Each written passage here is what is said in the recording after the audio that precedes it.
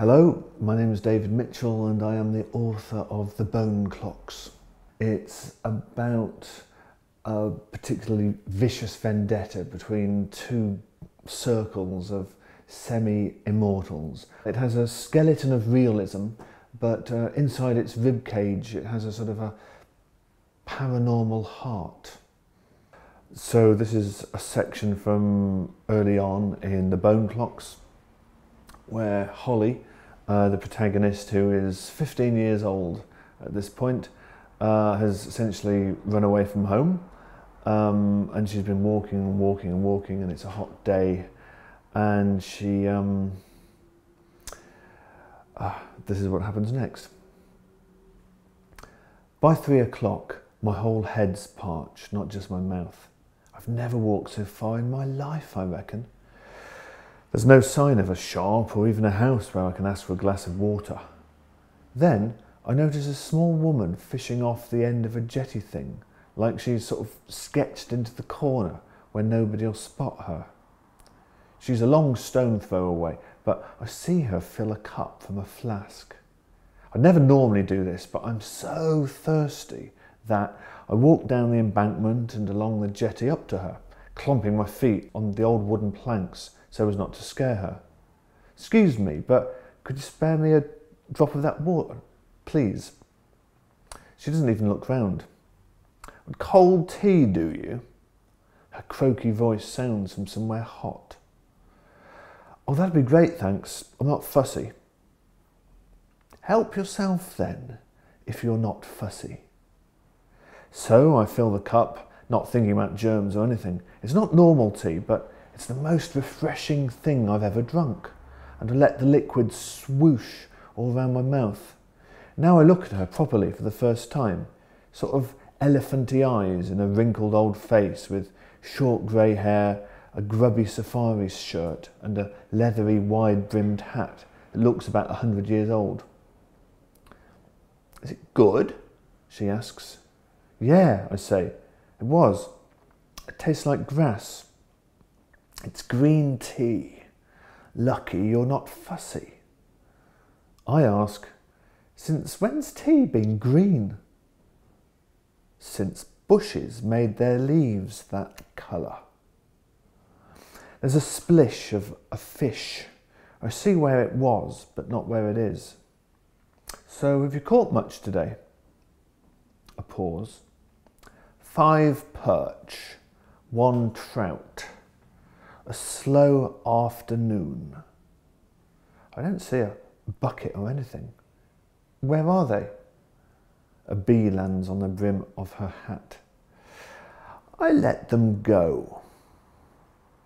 If you don't want the fish, then why'd you catch them? A few seconds pass. For the quality of the conversation. I look around, the footpath, a brambly field, a scrubby wood and a choked up track.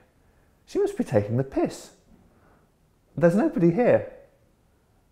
The bee's happy where it is, even when the woman stirs herself to reel in the line. I stand off to one side as she checks the bait still secure on the hook. Drips of water splash round the thirsty planks of the jetty. The river slurps at the shore and sloshes round the wooden pillar things. Still seated, and with an expert flick of the wrist, the woman sends the lead weight looping away. The reel makes its zithery noise, and the weight splashes into the water, exactly where it was before. Circles float outward. It's dead calm. Then she does something really weird. She takes out a stick of chalk from her pocket and writes on a plank by her foot, "My." And on the next plank, along, she writes, "Long." Then on the next plank, it's the word "name." Then the old woman puts the chalk away and goes back to her fishing. So I wait for her to explain, but she doesn't. So what's all that about? What's what about? The words you just wrote. They're instructions. Instructions for who? someone many years from now. But it's just chalk. I mean, it'll wash off. From the jetty, yes, but not from your memory. Okay, so she's mad as a sack of ferrets. Only I don't tell her so, because I'd like some more of that green tea. Oh, you finish the tea if you want, she says. You won't find a shop until you and the boy arrive at All Hallows-on-Sea. Thanks a lot. So I fill the cup. Are you sure this is the last of it? Oh, one good turn deserves another. She turns a crafty sniper's eye on me. I may need asylum. Asylum? She needs a mental asylum. I ask her, how do you mean? Refuge, a bolt hole. If the first mission fails, as I fear it must. Crazy people are hard work. I'm 15. I don't have an asylum or a bolt hole. Sorry. Oh, you're ideal. You're unexpected. My tea for your asylum. Do we have a deal? Dad says the best way to handle drunks is just to humour them, then dump them. Maybe the doolally are a bit like drunks who never sober up. Okay, it's a deal. She nods and I drink until the sun's a pale glow through the thin bottom of the plastic cup. The old bat's gazing away again. Thank you, Holly.